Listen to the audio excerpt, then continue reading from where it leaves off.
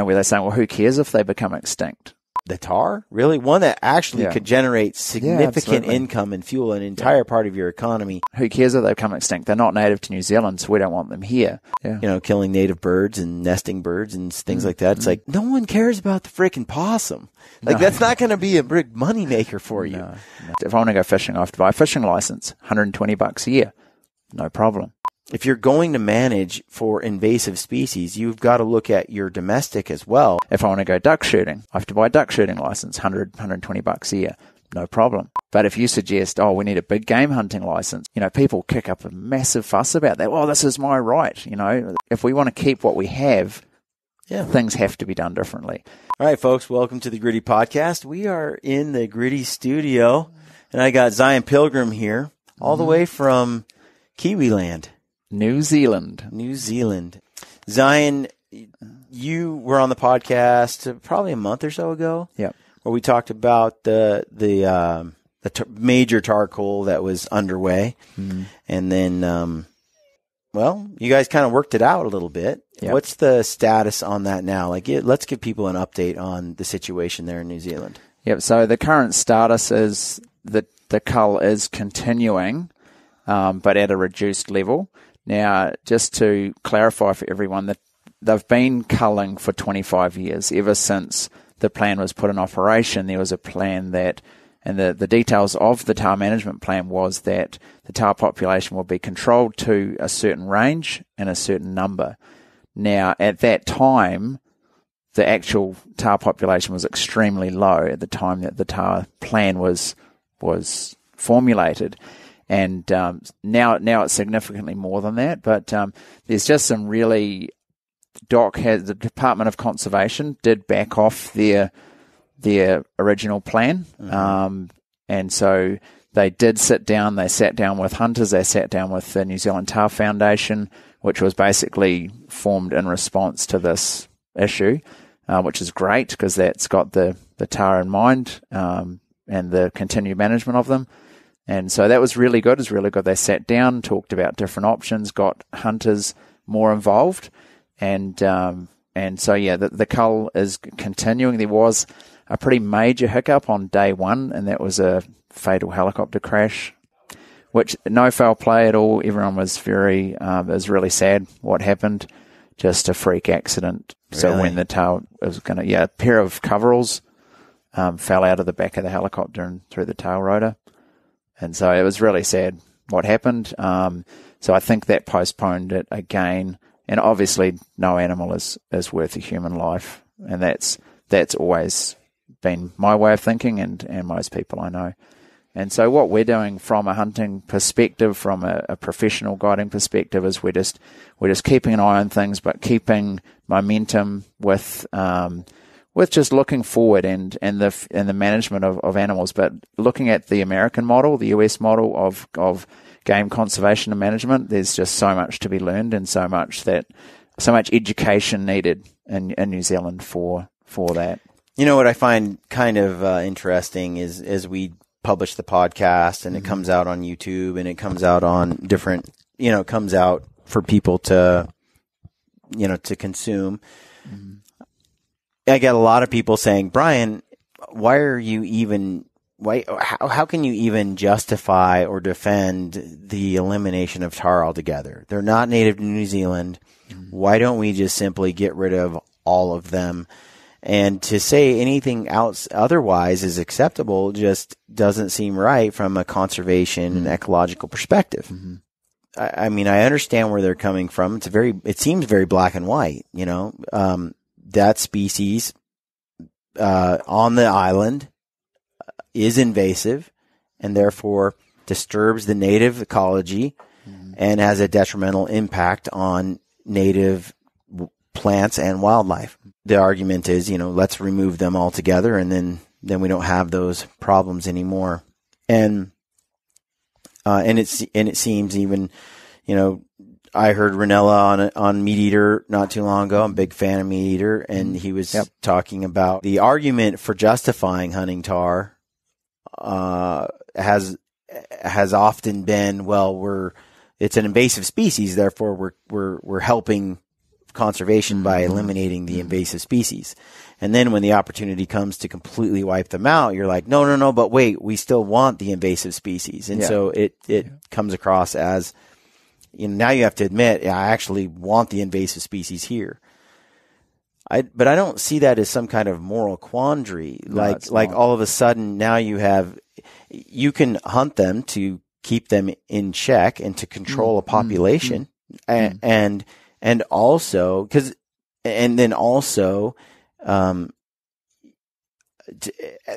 that helps protect that environment, that native ecology, and at the same time provides a value to the community and to the country and to hunters. Absolutely. They're not mutually exclusive. It's not like you have to wipe out all the tar in order to achieve that. And it's not like it's some kind of moral dilemma to hunt tar. The idea that folks in New Zealand or people only hunted tar in order to eliminate a invasive species is BS. Like I don't think anybody ever said I only do it to help eliminate them. No. Or else you'd never leave the truck. You just shoot them all from the bottom of the riverbed. It's like I don't think that was the case, just like it's the case that nobody here says we're trying to hunt deer to eliminate an invasive species or you know what I mean? It's like we hunt deer. I hunt deer for the same reason I hunt tar. For all the same reasons. Exactly. Just that with tar, there's an added incentive, which is they need to be controlled probably even more than other species simply because of the fact that they have no natural predators and they're invasive. So of course, that's like one feather in the cap for a multitude of reasons for hunting tar. It's not like it's an either or thing. Kind of irritated me, but so there's a couple of really interesting points that people need to understand. So from a conservation perspective, we don't actually know what New Zealand looked like before humans arrived. Before humans or the predators that they brought in, all the invasive species. We don't actually know that. What we do know is that there was moas. The moa was the largest bird species on the planet. They were up to 8 feet tall. So this is a huge browsing bird that the early humans that came, the Maori, hunted them to extinction. So they hunted them to extinction right as the European was arriving in New Zealand. And so we don't actually know what the ecology was like before that. We weren't there, and it's not documented. So you made a comment on a previous podcast saying that we're heading towards a one species planet, and that's something that I remember that as humans we actually have an obligation to manage and to sustain the life of other species on this planet. Otherwise, it's just going to be all people. And we've got a massive impact there. And when I said that, I got a lot of pushback from people saying, are you kidding? There's so many insects and there's so many this. And I'm not arguing that. What I'm saying is that if you look at the number of buffalo and antelope and elk that roamed this continent prior to European conquest, that number was in the millions upon millions. Yeah, huge. And now that number is under 1 million for certain species. There's 450,000 estimated black bears in North America or something like that.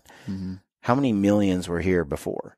We've swapped the scale here. Now we've exchanged the habitat and the terrain and the number of bears, for example. Let's just take black bears, for example, for more human habitat. So when I say a one species planet, I mean, big mammals especially. In the case of big mammals, humans dominate the planet by a landslide. The number of grizzly bears on this continent now compared to humans is, you're talking, an astronomical difference in populations. So that's what I'm saying, and I think it's true.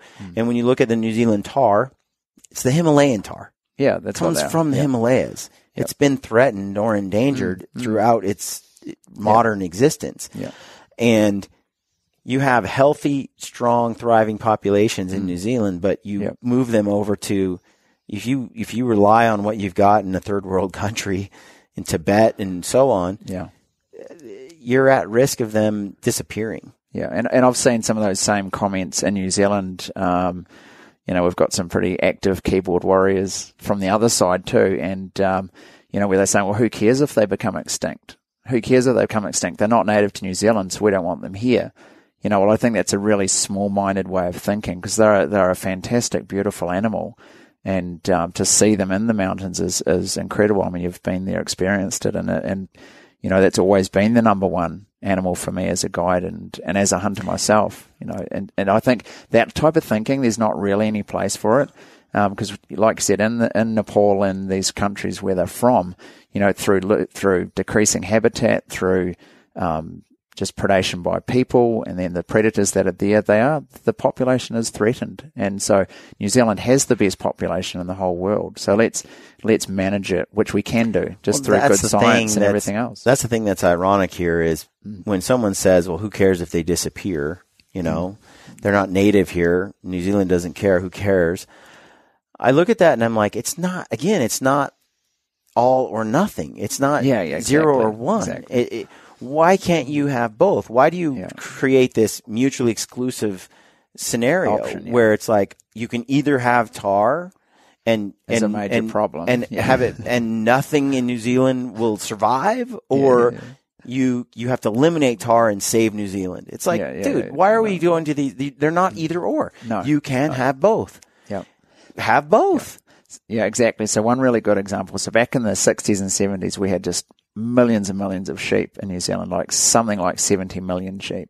Well, now in a lot of these high country stations, these massive expanses of land that used to run millions of sheep, a lot of those have shrunk in size, and so a lot of them have given tens of thousands of hectares and acres of land back to the government, to public land, and removed the sheep off them. So there's probably 10 million less sheep in that same area, where there's now 10,000 more Tahr. Right.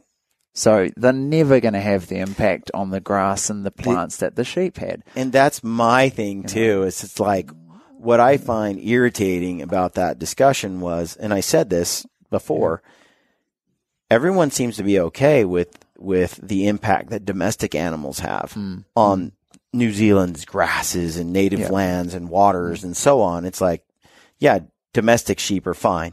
Yeah. When if you really cared about the environment and you really cared about that situation, you would work on managing the domestic population long before you targeted the limited Tahr population that exists. Yeah. There's no comparison. When I looked at what sheep had done to a certain bit of area when I was there versus what the Tahr do, there's no comparison. I'm like, this place is destroyed by sheep. Yeah. And so the idea, like, if you're okay with, because let's face it, sheep are not native. They're invasive. No, right. Any domestic animal that you have on the landscape is invasive. And so it's not like if you're going to manage for invasive species, you've got to look at your domestic as well. And those are astronomically more vast than your small native wild populations of certain species. But let's back this up a little bit. A lot of people don't realize this. I was having a conversation not too long ago with some buddies in the industry, and I was saying, I feel like Tahr in New Zealand, it doesn't get the love it deserves. In fact, I was having a conversation about hunting mountain goats, and I love mountain goats. I did a whole film about it. Mountain goats intrigue me to no end. They're beautiful. They're incredible. But having hunted mountain goats and having hunted Tahr, I got to admit, like, if I had to choose between the two, Tahr intrigued me more. And it's not as popular maybe, but it's like going to New Zealand and hunting Tahr is like they're just incredible. And the place is incredible. So when I look at that situation, I'm like, it's ironic, I think, that I prefer. And when I mention that to somebody who's from North America, they're like, I'm appalled. I cannot believe you would prefer to hunt Tahr over a North American mountain goat. And that, almost like I'm un-American. Yeah. But their comment is, I have no interest in hunting Tahr in New Zealand because they're not native to New Zealand. But what's ironic about that is I just returned from Kodiak, Alaska. On Kodiak, you can hunt brown bear, you can hunt Sitka blacktail, you can hunt mountain goat, you can hunt caribou. All on Kodiak. The only species that I named just now that are native to Kodiak is the brown bear. Really? I didn't know that. That is it. Huh. The Sitka blacktail is an invasive species. It was never there. The mountain goat is an invasive species. It was never there. And the caribou are an invasive species to that island. They were never there.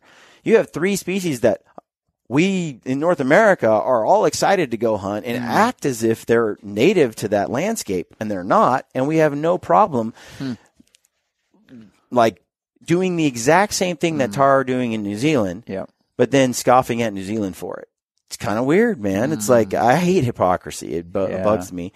And it's like, I think a lot of Americans don't really know that. I think that's just a lack of education, a lack of knowledge, like you say, and really that's where I see the biggest lack in the whole thing is knowledge and education. Like if you'd have gone to Buffalo Bill and told him he's only going to get 1 tag a year for buffalo, and that's all he's allowed to shoot. They're looking, well, you're crazy. There's millions of them. Right. And for New Zealand, like we've always had free hunting, so no license, no tag, no. 12 months of the year, 365 days, 24 hours a day, you can go and shoot as many animals as you can, as you like, as you want. Yep. Well, I think those days are over now, and I think really if we want to preserve what we have, we need education, we need a game department that monitors the landscape, that monitors the plants, that says, okay, this is the number of animals that is ideal for this area, for this catchment or this valley. Yep. So we want to take, here's what we estimate in there, here's the number that need to come out. Hunters go in and take out as many as they can within that, or they stop it if they're overhunting it. And then if there's a surplus or a balance, then you bring in the helicopters and take off the rest for a meat market. There's plenty of markets for these animals, not just shooting them. I agree. Take a page out of Alaska's book. Exactly. Here. How do they manage Kodiak Island? They go through and they have a certain number. You buy your tags, you buy your licenses. You have to pay a guide for certain hunts, like a mountain goat hunt, or brown bear. And all these things, you're managing those populations as a resource. Exactly. Where New Zealand manages Tahr as a liability. Yeah. But it's the government then that's having to foot the bill for that, and they have Why for 25 years. It's why silly. should they sell a tag? We would gladly pay for it. To hunt a Tahr. Yeah, like all of those things. Like manage it as a financial resource with incentives that pay for their management, and rather than do this sort of just free for all, harvest what you want, no rules. And then they have to come out of taxpayer money. See, the thing is for New Zealand, like, if I want to go fishing, right, brown trout are introduced, salmon are introduced. If I want to go fishing, I have to buy a fishing license, $120 a year. No problem. People buy a fishing license. Yeah. If I want to go duck shooting, I have to buy a duck shooting license, $120 a year. No problem. Even if you only hunt 1 or 2 days. But if you suggest, we need a big game hunting license, which is an annual license, still, for New Zealanders, for us locals, people kick up a massive fuss about that. Well, this is my right, Well, yes and no. If we want to keep what we have, things have to be done differently. And a lot of the guys that I talk to, $120 now doesn't buy you much in life. Yeah. Well, and so they're like, we'd gladly pay that. Even New Zealand hunters that I've talked to, and so they're like, no, we're all for that. And so I think it is swing, and really this issue that came up with the Tahr really showed a couple of things. People have to do something. Yeah. And we have to be united. We have to do it together, all hunters, not the factioning and separation and everything that there often is. Jim Shockey did an interview with Joe Rogan on his podcast, and Rogan's podcast, a while back. But I thought he did an excellent job of explaining, better than I've ever heard anyone previously or since, that animals that have a financial value assigned to them, they have the best future ahead of them. And so you take, for example, Kodiak brown bear, and it's like a $30,000 hunt, right? Each one of those a guy goes on 3 of those, guides 3 of those hunts, that's nearly $100,000 in income. That fuels that economy tremendously, and you're killing 2 birds with 1 stone, right? You're getting the money you need to manage that and to take care of those resources. And that bear is worth so much that the thought of just shooting one out of hand is ridiculous. Yeah. You're talking about something that's of too much value, economic value. Absolutely, yeah. And so it's virtually protected, right? It's safeguarded because of that value. You do what British Columbia has done, and you completely devalue the grizzly bear. Now it's 100% a problem. Yeah. It's just a liability. Absolutely, it's coming into your camp and stealing things. It's threatening people's lives. It's now, why safeguard it? All it poses is threat. Now people will probably, most often, a guy that wouldn't shoot it because it represented $30,000 to $100,000 of income, now is going to shoot it because it's just a threat. It's constantly in your face. Yeah. And so I think with New Zealand, with Tahr, if that represented a financial value to the state, to the country, because of tag allocations and so on and whatnot, that they would treat it with more respect, yeah. and they would cherish it as a resource rather than a liability that needs to be gotten rid of. Yeah. And it's the same across the world. When you take a mountain lion in California and you make it illegal to kill a mountain lion, now the state tax dollars just pays to have it culled. It's such a waste of a natural resource. Yeah. Yeah. I mean, even New Zealand, we should really know better. If, lesson you can learn from history is that people don't learn from history, but, the red deer became a major problem in New Zealand when they were, through the 30s and 40s and the 50s, when the numbers were just getting out of hand, and they were competing with farmers, with sheep, farming, and they were just a major problem. They were in valleys, they were stunted, and they were unhealthy populations. So the government commissioned cullers to go in, and they paid these cullers, and then they'd go and they shot something like 2 to 3 million animals. Wow. Over 30 years, and just left it lay. Yeah. And then once industry got going and started recovering the meat, and then the venison recovery industry was born, and they realized there was a market for this, everyone got on board. And then the whole population was reduced way below even a bad level. So now that you're hard pressed to go and find deer on public land. I mean, they're there, but not they're tough. It's just hard. You don't see a lot of them. And so really, you get industry going. And are you kidding me? It's a way. If they were free range, fair chase, big bulls on public land, and they managed them like a unit in Utah or Arizona or Wyoming, exactly. Guys would pay out the nose to go hunt a free range Tahr, like they do in Argentina and other parts of the world where they do run around free range, but they're of significant size. Yeah. The way that it was explained to me when I was in New Zealand was, a lot of those bulls don't make it to a ripe old age because somebody flies in with a helicopter and shoots them and hauls off the meat from market. Yeah, but then they even target the stag when they're in velvet, because the stag are running together. They're in bachelor groups. That's when they're fat at the end of summer. And you can use the velvet. And they can sell the velvet as well. So the helicopter operator will come in, he'll find a group of 10 stag running down a riverbed or up in the tussock where he can corral them and just shoot the lot of them. And to me, and that's perfectly acceptable. If that makes more financial sense than maybe managing them as a hunting resource, great. But if you're standing to make 10 times as much by doing a draw hunt for free range stag, as a resource that New Zealand has, it's something to consider. Yeah, absolutely. And to me, put it to paper and see which one. Crunch the numbers. Numbers and see how this works out. And you might find out that you're laying on a gold mine that you didn't know you had. Yeah, exactly.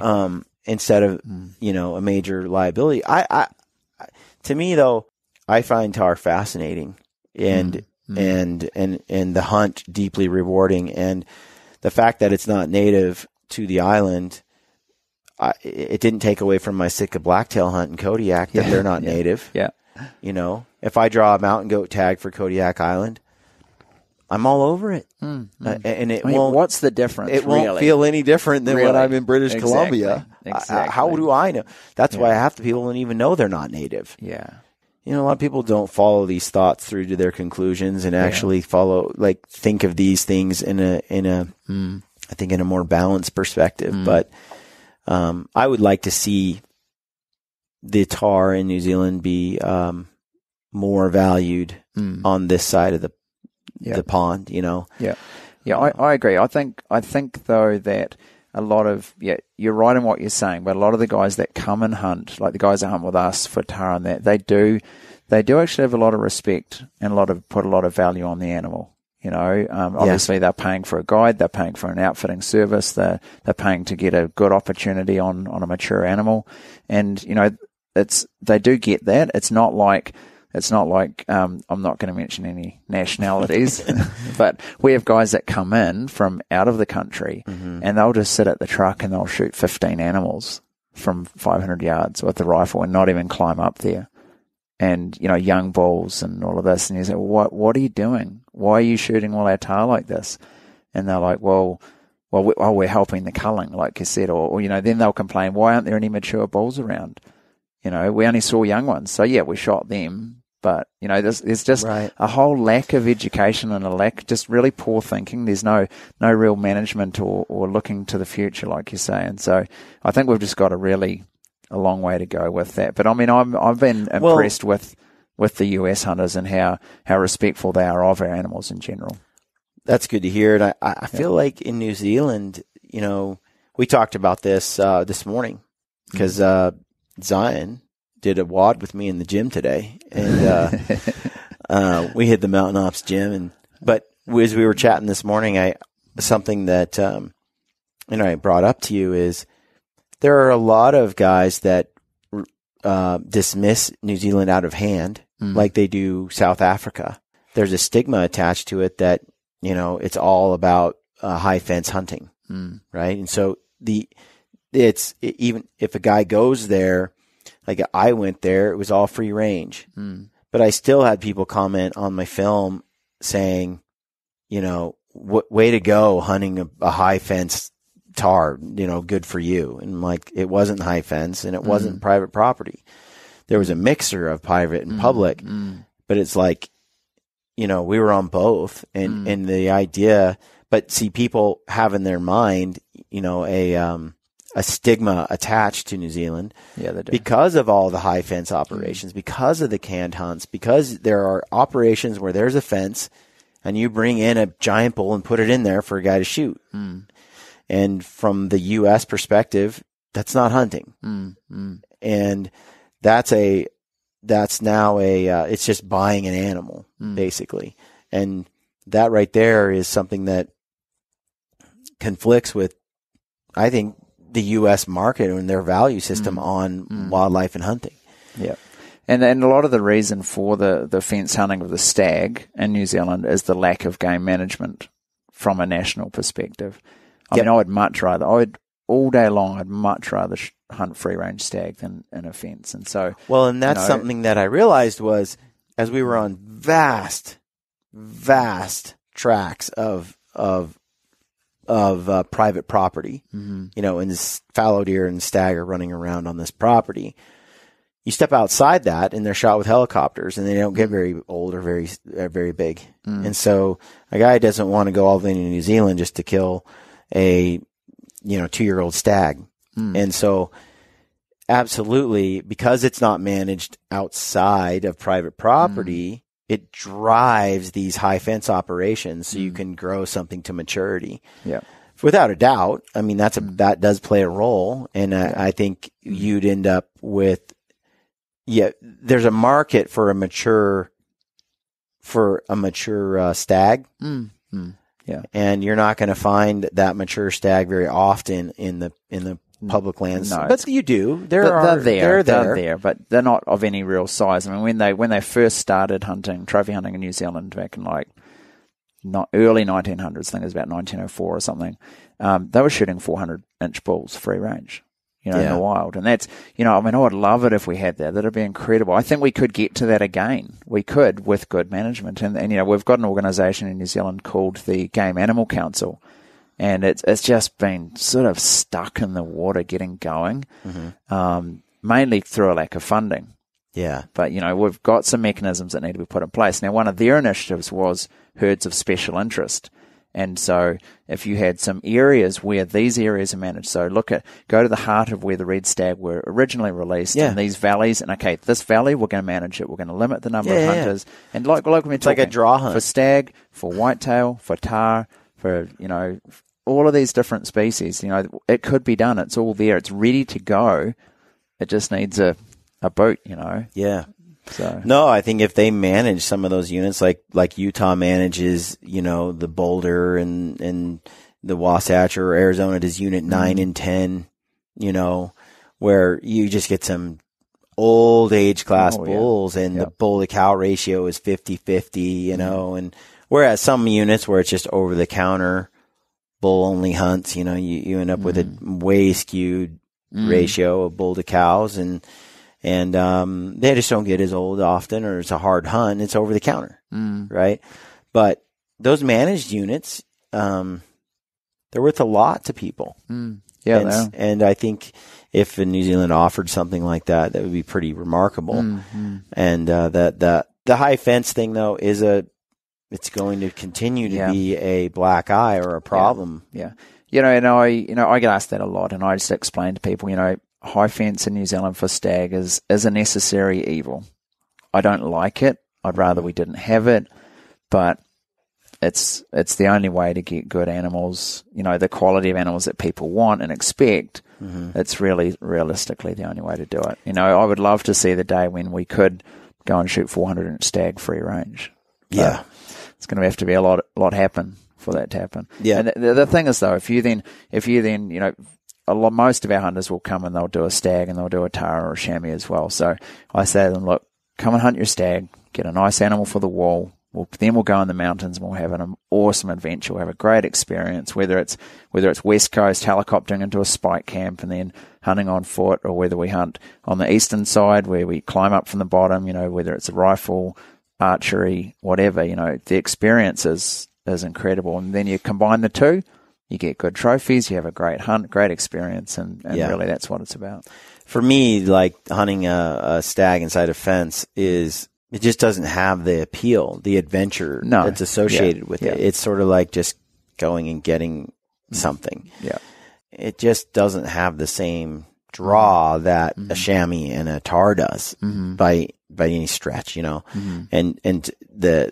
at the same time, I was fascinated to see a stag and to see them run around and see the way they behave, the way they look, the way they. Yeah, they're a majestic animal. They're majestic as anything I've ever seen. Well, we went on a high fence area for a day and just looked, and I was able to watch stag, and those things were switched on and alert and aware, and they can be more switched on just because of the hunting pressure than they would in the wild even. Well, I felt like with a bow and arrow in hand. Yeah, exactly. Yeah. I could be wrong, but it seemed harder to hunt a stag with a bow and arrow inside a high fence than outside. They just seemed hyper alert. Yeah. And there were times where we just sort of peeked over a ridge, and those suckers, any elk wouldn't have seen us. Yeah. It's like they were heads on a swivel. Yeah. But you think about it, some of them have survived a few years in that fence being shot at. And if you're hiding. If there's you just see a human, it's not good. No, you're dead. gone. Yeah. And I think they're switched on, period. And so it was kind of interesting to see that dynamic. It's not natural. Things are a little off. Things are, it was really neat to see them. To see one in the wild would be, of that caliber, of those age classes, would be pretty cool, man. Pretty cool. I mean, pretty special. So it would be. I mean, look at what people pay just to go, experience it on a high fence. I think that if it were an option to do it on, a public land kind of situation, that guys would, and I think also, people would be incentivized to take down a fence if they knew that. And if they knew that those stags would cross into public land and be managed, they wouldn't need their fence. They'd be happy to. It's got to change from the top down. I mean, at the moment, it's actually illegal to release deer. That's right. Because they're a pest, and the New Zealand Wildlife Management Act. There's so much that needs to happen at that level. And you are talking about an animal that, again, is invasive. But it's there. It's there now. It's been managed for 150 years, and so that's nothing new. And now we've been there a long time. I mean, humans, it's our responsibility to manage it, and to keep it at a level. But we've just got so much to do there. I think it's a matter of putting it on paper. I had heard that there was even a desire to get rid of all the trout in New Zealand because they're not native. New Zealand is known for some of the best trout fishing in the world. Yeah. And here you are talking about trying to eliminate the trout. I hear that discussion because they're an invasive species, and I'm thinking, first of all, eliminating tahr is one thing. Eliminating trout is a whole different discussion. I don't know how they'd go about it. I think, I looked into that, and I think that was based on, once again, the same minister that was talking about the tahr. And I think she's like, well, we need to do more research into the effect of the trout and the salmon on the waterways and the native fish. And so that was where that thought process was coming from. And it's still it's still not right, though. It's still a dangerous perspective because everything's one way, and it needs to be, look at the value, look at what these species add to our country. And add to the lives of the people that are there, and then the people that come to visit. That's what needs to be looked at. And I think there's no doubt that the modern world has caused we're undergoing a mass extinction event, and have been for the past few hundred years. As humans have been able to do international travel through ships and then planes and so on, we cart species from one continent to another. Like the bullfrog is now pretty much eating every native frog, west of the Mississippi. It's like some of those things, you got the python in the Everglades. It's not native. And, some of those things are not good. Because of these things, though, we have caused a mass extinction event.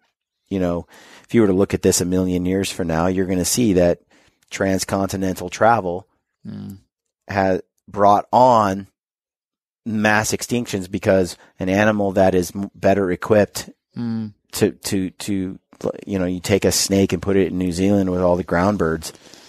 Yeah. Or a fox or something. Yeah. You got the kiwis and everything else. That'd be just disaster. Right. And in certain places, that cat's out of the bag. That's already done. There's you're not coming back from some of that. And so that's the new world we live in. And sometimes I feel like some of that stuff, as sad as it is, I don't think you can reverse it. Yeah. You could spend your whole life trying to stop what's inevitable. And I think really that's where it needs to just come back to, okay, what can we do? What can we do? How can we protect the native species we've got? How are they interacting with the introduced species?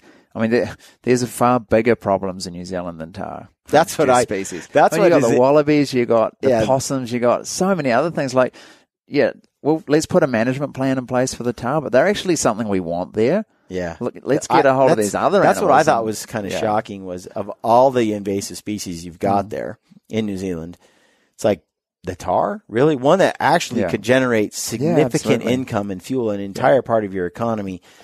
They're definitely a charismatic megafauna species, right? No one cares about the freaking possum. That's not going to be a big money maker for you. No. You know what I mean? Like, it doesn't have a lot of economic value. No. And it's very destructive, killing native birds and nesting birds and things like that. It's like, why not put all that effort into cooling that? You know, it's kind of interesting. Yeah, they do put a lot into the possums, but it's mostly then again through poisoning, right? Which is creepy, which is just crazy because they intentionally target the deer as well with the poison. Yeah, you know, or else they put a repellent in to stop the deer eating it, and so that they're working on a poison for the tahr, and so it's not the answer though. No, it New really Zealand's isn't. Poison.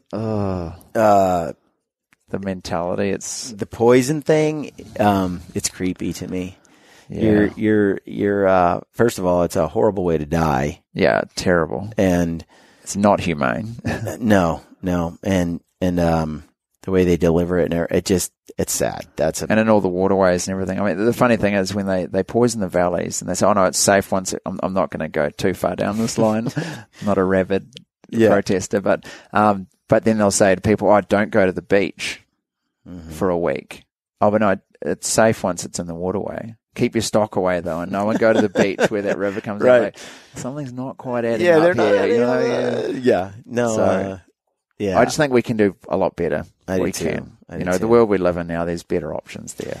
With New Zealand tahr, I just want to say they are a fascinating species. We were talking about this before.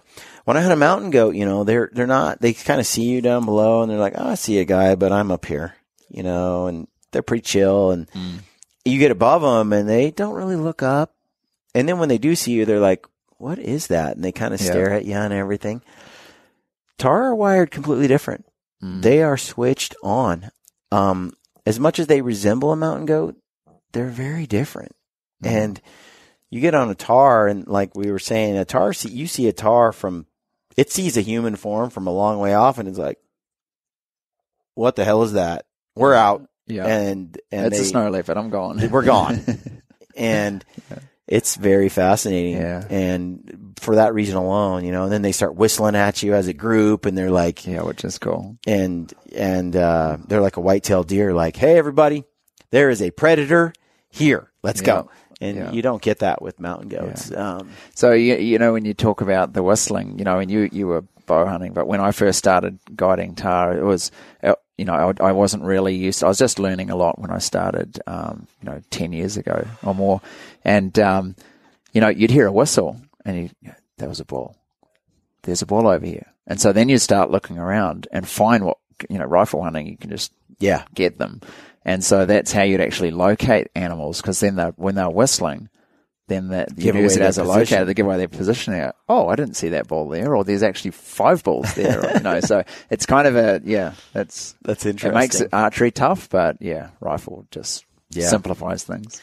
Well, I think they're a fun animal to hunt either way, bow or rifle, but definitely a bow and arrow is fun, and they move so much. Like a mountain goat will often just kind of, what I've seen is they kind of feed here and they're localized and they'll bed and they'll kind of stay right on these ledges for now, and then they'll move around. The next day they'll be right here, but they're not far.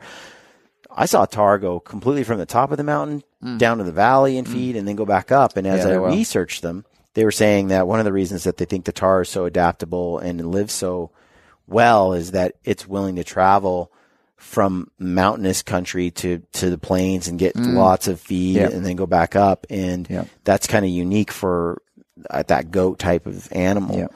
And they attribute their survivability and adaptability to new environments like New Zealand because of their willingness to move in a way that like a mountain goat won't. Yeah. Yeah, they do move long ways, and they've put tracking collars on them to see the range they move, and they can go in incredible ways, especially the young bulls. And what's interesting is talking about how much they move for feed. Tahr is they're winter anorexic. That's why they get such a distinct growth line, growth ring on their horns, because once they're in rut, they'll just climb up on the cliffs with the females, with the nannies, and just stay there. They barely even eat for 6 weeks. Yeah. While they're in rut. And so pre-rut, they're fat as mud. They're just like little tubby barrels that just waddle along. And then after the rut, they look like just a 2x4 with a skin hanging on it, But their coats and the way they puff them up and their manes, it's just breathtaking. And to see it blowing in the wind, or to see them like posture or fight each other, they're just gnarly. Yeah. So, you do a lot of bow hunts for tahr. Mm-hmm. And there's a lot of bow hunts in New Zealand or hunts in general for tahr where they fly you up to the top with a helicopter. Mm-hmm. And you get off and then you just go over this hill and you shoot one. Mm-hmm. Then there's the hunts where you start from the bottom. Mm-hmm. You just drive in and it's all public and you climb to the top and you hunt them. What's your kind of philosophy? Because you guide there and you've guided there for how long now? 10 years. 10 years. Yeah. So tell me about that. Okay, so when someone tells me they want to do a tahr hunt and how they want to do it, then I have to assess a number of things because people come in all different shapes and sizes and ability levels and everything else. Probably still the majority of our hunts are, we do 50-odd tahr hunts a year. And so the majority of them are still rifle hunts, which obviously a lot more straightforward. But then those hunters even come in different shapes and sizes and ability. I mean, it might be one thing to shoot the animal, but then can you get up there because of where they live? And so if someone tells me they want to do a bow hunt, an archery hunt, then I've got to assess their personal ability, how skilled they are. And there's always a question I'll ask them is, would you be willing... Okay, we'll do an archery hunt. Fantastic idea. It'll be a lot of fun. Will you shoot one with a rifle on the last day, or will you come home without one? That's how I can tell just how dedicated they are to the archery. Yeah. And most guys will say, look, I love the experience. I want to see if I get in close. If I can take it with a bow, I will. But I've got no problem shooting one with the rifle. I've had that experience, And I'm so that way. Yeah, that's great. I mean, that's good. So we can do both. That makes it a lot of fun. It actually unloads a bit of pressure off the guide. Yeah. To my way of thinking too, that I was perfectly willing to wait until the last minute on the last day to shoot one with a rifle, knowing perfectly well that maybe that opportunity doesn't present itself and I go home with nothing. Yeah. Which that's not good for anyone. It's not good for us. But I'm okay with that. Going into it, if I can, and I said that to our guys, I'm like, look, I want to do it with a bow, but on that very last minute, if there's a bull available with a rifle, I'll do that. Yeah, and they're sense. Like, well, you might not get one if you do that. Are you okay with that? And I'm like, absolutely. Yeah. That's the gamble I'm willing to take. Yeah. I'm pretty sure I can still get one. Yeah. Yeah. And that's how we did it. And I'm telling you, these bulls were switched on. They were, all of them were switched on. They were very difficult to get in bow range. We did a lot of, and it wasn't as easy as I thought it was going to be. Not even close. Yeah. So the behavior of the animals is quite different from early season, like in March through to July. So the tahr rut is mid-May to sort of from then on to more to about the end of June. Once you hit June onwards, it's normally more winter conditions. There's snow, difficult terrain. So we also hunt the west coast on the wilderness areas where we'll helicopter into a spike camp. It's public land. And then, I generally don't take bow hunters there just because it's so steep and gnarly.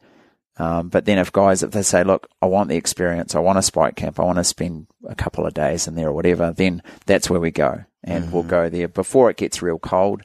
Once there's a lot of snow on the ground, it's really cold, then it's best not to sleep in a tent at night. I mean, you can obviously, you can do whatever, and we've got the gear for it. We supply all of that. But that's when the tahr are more active once they're rutting.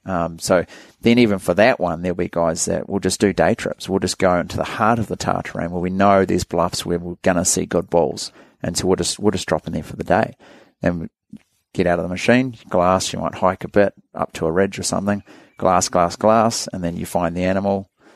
Dial her up. And so we use the Gunworks rifles for that. There's a plethora of opinions on that too, but for me as an outfitter, I don't want to miss an animal. I don't want to wound an animal. Yeah. And just too many of them get wounded. We're not going to take a shot unless it's a good shot and we can take that animal. They're tough too. Yeah, they're tough. They're tough.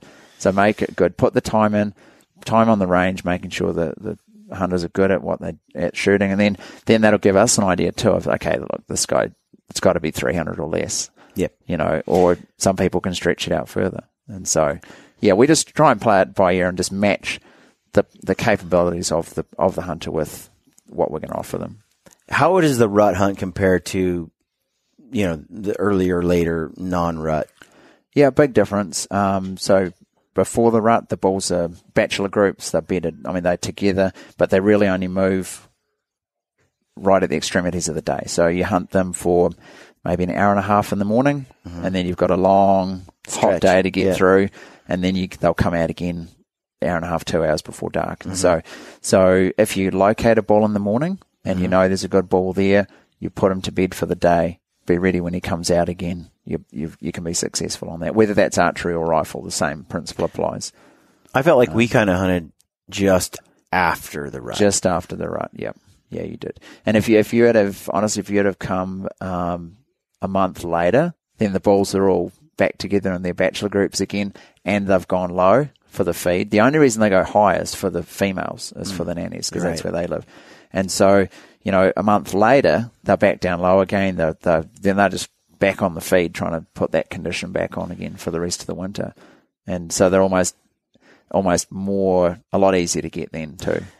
There's part of me that wants to see that behavior. Yeah, the rut behavior. It is cool. To see the rut. That's like, I want to film it. I want to experience. I want to watch it. It's why I like hunting whitetail during the rut, elk during the rut. Yeah, their behavior is so different. The behavior is so exciting to watch and to be in the midst of. That I do like hunting late season, like whitetail, blacktail, which I've done, where I've hunted way late, where now they just want to put on some muscle and some put on some fat before the winter really hits, and their behavior completely changes. You'll see 3 or 4 big bucks all around the same feed source, and they're just eating as much as they can because they're trying to get they're less attentive than they are earlier. They really are. And I like seeing them in their rut behavior too, because that's when they're pushing, they're fighting, they're interacting with the females. And what's the period? I mean, is it harder to bow hunt them during that period or easier? It's harder, but it's yes and no. They're more active all day. They are active all day, and so you've got to pick your opportunities. If you are going to go in to try and stalk the herd bull, and there's 40 females there. Right. You're going to have trouble because the bull doesn't care you're there. He's busy. But those nannies see you there. That's happened to us. That happened to us a bunch of times where we went after him and there was just too many. That was we talked about it. That was one of the biggest problems was often the bull we were after with a bow was surrounded by 30 or 40 nannies. And so when you're in that scenario, it was really tough. It's like trying to sneak up on a big herd bull, elk, And so what we did end up, getting some shot opportunities at were usually a bull that got kicked out of his group and was now wandering by himself to another group, or younger bulls that were just trying to satellite. They just went from place to place to place, and they'd see a nanny, or they'd isolate a nanny, and it'd just be the 2 or 3 of them. One of the things that really helps with archery success in this sort of spot and stock situation is having the luxury or the time to really spend your time on high percentage stocks rather than just going for the first available stock or this first available. It's like, no, that one's pretty tough. Let's look for this one. Let's look for that one, rather than just trying to hit every opportunity. You find the good ones and you focus your efforts there. But when you're backed up against the wall or you only got one day, you end up taking the only thing you got. What's there, and you try to make the best of it. The one thing about certain hunts, like a Sitka blacktail hunt or a Tahr hunt in New Zealand with a bow and arrow, is you can go and do these stalks and you can get into a hunt often where you have that gun as a backup. You're using a bow and arrow during an archery or a rifle permitted hunt, right? So you can go in there, and I'll be honest, I've taken shots like in Sitka blacktail. I've taken a shot that, knowing that I have a rifle at hand, I'm going to do this and miss the heart by 1 inch. And all right, give me the rifle. I had my chance, and then drop it. And when it's the last day, I'm just wired that way.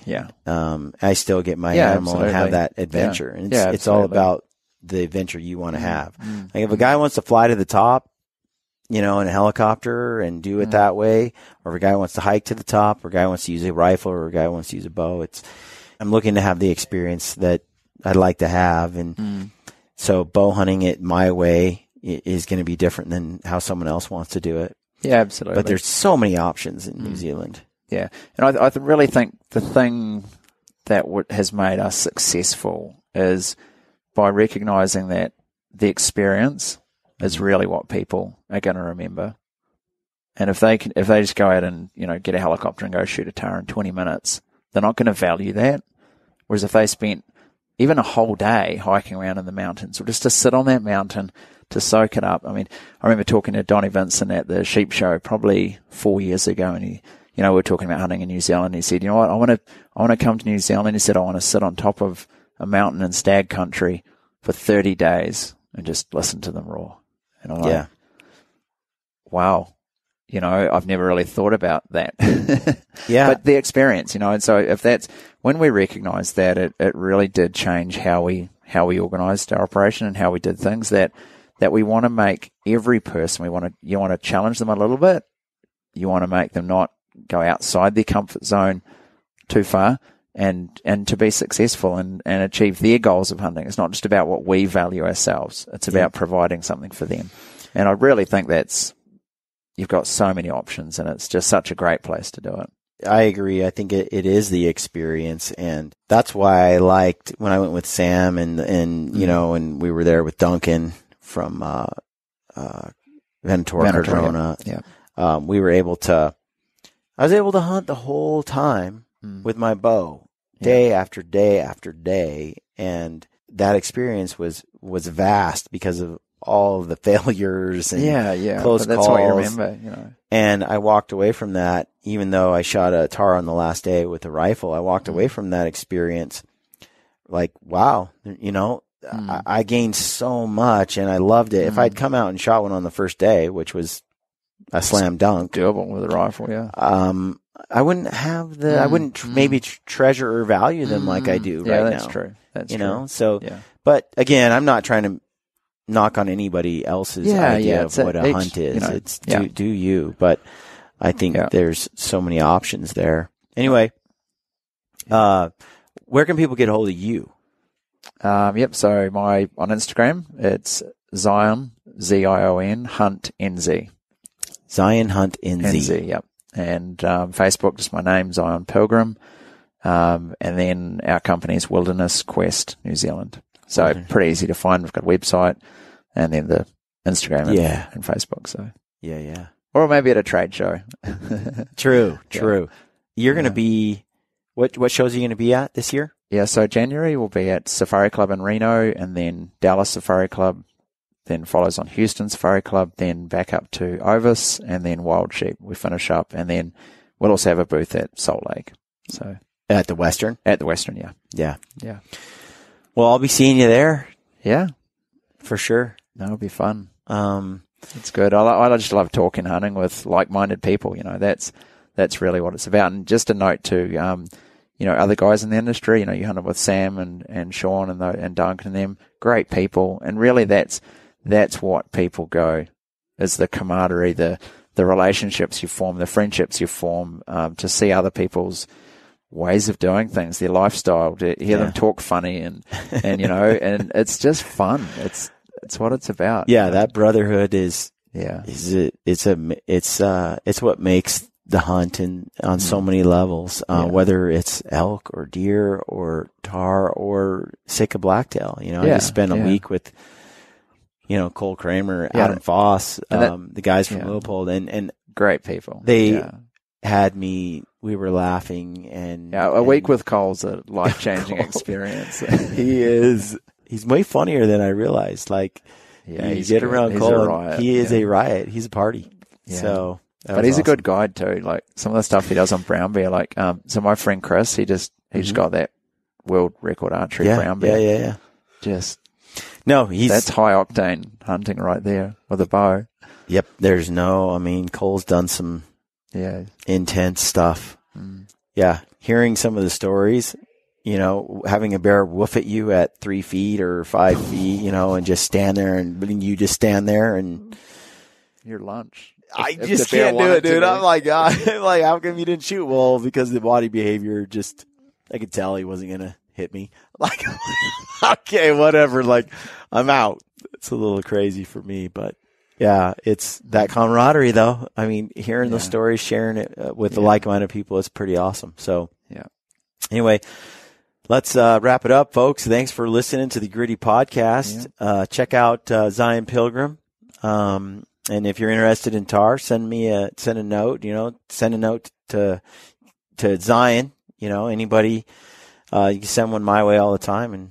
And, I hope people get pretty interested in it. I think it's a really rewarding place to go and a fun hunt to do. And your meat pies are incredible. So yeah, they're worth a visit for that. So anyway, thanks folks. As always, stay gritty.